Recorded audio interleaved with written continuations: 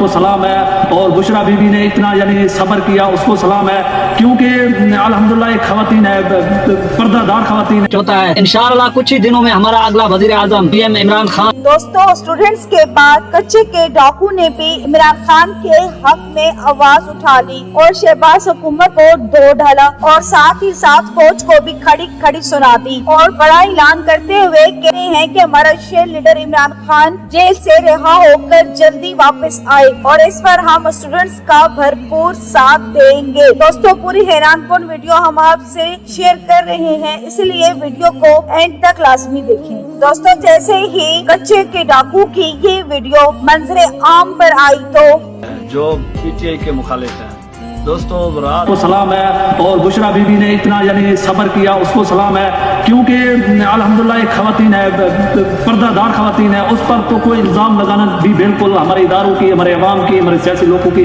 فضول ہے۔ تو بشرا بی بی اڈیالہ جیل پہنچ گیا، انشاءاللہ کچھ ہی دنوں میں اللہ کے حکم سے، اللہ کی فضل سے عمران خان بھی رہا ہو جائے گا۔ دوست پیارے، اس کے لیے دعا کریں، انشاءاللہ ابھی اچھا وقت آئے گا، برے وقت ختم ہو چکے ہیں۔ آج کے بعد روزانہ ہی آپ دیکھو گے تحریک انصاف کے لیے اچھے خبر ہوں گے۔